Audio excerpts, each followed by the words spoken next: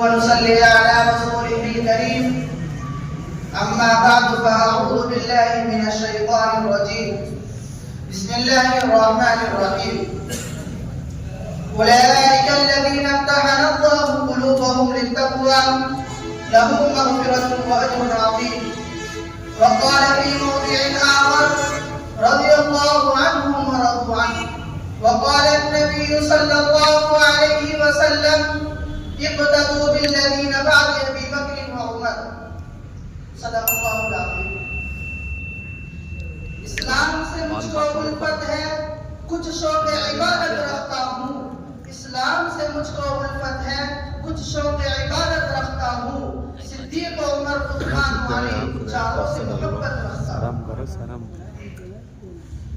محترم حاضرین، آج کی اس بابرکت مجلس میں غلامان مصطفیٰ صحابہ کرام رضوان اللہ تعالی علیہم اجمعین کا ذکر کروں گا، اور جہاں جہاں ان کی خوبیوں اور کارناموں کی جھلک دکھاؤں گا وہیں کچھ بد قسمتوں کا چہرہ بھی بے نقاب کروں گا، جو صحابہ سے بغض و عداوت کی تمام رکاوٹوں کو پار کر کے اور دشمنان صحابہ کی فہرست میں آ چکے ہیں. آج اس فانی دنیا میں کوئی توحید کا منکر ہے تو کوئی رسالت پر حملہ آور ہے، کہیں صحابہ کے مقام رفیعی پر رد کشائی کی جا رہی ہے تو کہیں حدیث کو غیر معتبر بتا کر قرآن ہی کو صرف نجات کے لیے کافی کہہ کر اہل قرآن ہونے کا دعویٰ کیا جا رہا ہے. اگر ایک طرف قرآن کو لے کر مدعیان اہل قرآن کھڑے ہیں تو دوسری طرف مسلمانوں کا ایک فرقہ اپنے آپ کو اہل حدیث بتا کر مقام صحابہ و فضائل صحابہ پر حملہ آور ہے.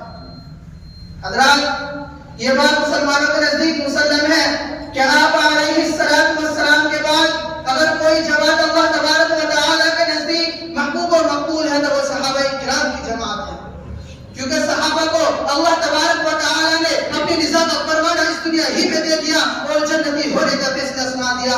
آج کوئی بھی ولی، کوئی متقی، کوئی قطب، کوئی ابدال، کوئی محدث، کوئی مفسر، کوئی امام اپنے بارے میں جنتی ہونے کا فیصلہ نہیں کر سکتا، لیکن صحابہ کرام کی جماعت کا ہر فرد اور ہر شخص اپنے بارے میں جنتی ہونے کا یقین کر سکتا ہے، کیونکہ قرآن کہتا ہے اولئک هم المفلحون، اولئک هم المهتدون، اولئک هم الراشدون. یہ کامیابیاں اور یہ رشتہ و ہدایت کا پروانہ اس بات کی ضمانت ہے کہ صحابہ کرام جنتی ہیں. پھر تمام صحابہ میں خلفائے راشدین رضوان اللہ تعالی علیہم اجمعین کو جو مقام و مرتبہ ملا وہ اوروں کو نہیں، اور ان میں بھی جو مقام و مرتبہ شیخین کو حاصل ہے وہ اوروں کو نہیں، اور ان میں بھی جو مقام و مرتبہ صدیق اکبر کو حاصل ہے وہ حضرت عمر کو نہیں، اس لیے کہ صدیق اکبر نبی کے ساتھ قدم پر قدم رہے، جان میں مال میں ہر موڑ پر صدیق اکبر ہی دکھائی دیں گے.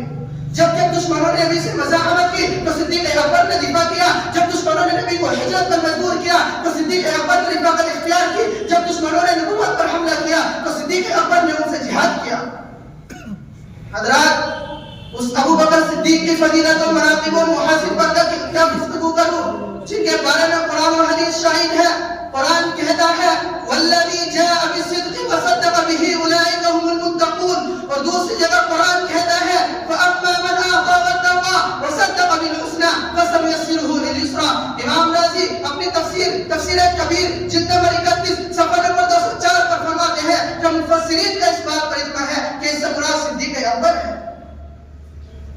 الغرض، فضیلت صدیق اکبر پر کسی کو انگلی اٹھانے کا حق نہیں، لیکن یہ دور ایسا آیا ہے کہ کوئی کھڑا ہوتا ہے تو صدیق اکبر ہی کی شان میں نہیں بلکہ تمام صحابہ کو نشانہ بنا لیتا ہے.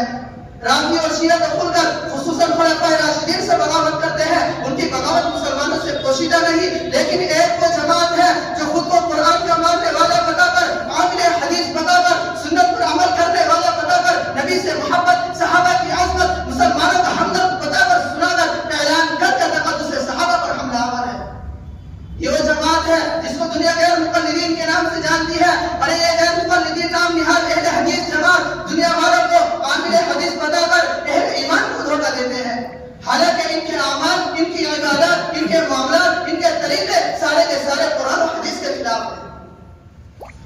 ہمارا اختلاف ان غیر مقلدین سے جہاں دوسرے مسائلوں میں ہے، وہی سب سے بڑا اختلاف یہ ہے کہ لوگ تقدس صحابہ پر حملہ آور ہے. پھر صحابہ میں خصوصاً اس صحابی رسول پر جن کی رائے پر خداوند قدوس نے قرآن نازل فرمایا میرے مقلدین کی اس بکواس کو کیسے بیان کروں جو خلیفہ ثانی امیر المؤمنین حضرت عمر فاروق کے بارے میں کی ہے.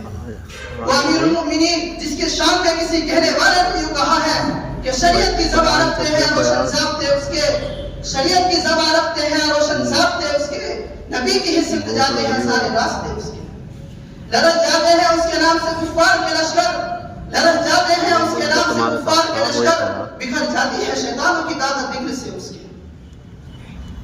میں اپنی تقریر کو انہی چند الفاظوں پر اختتام کرتا ہوں. وما علینا الا البلاغ.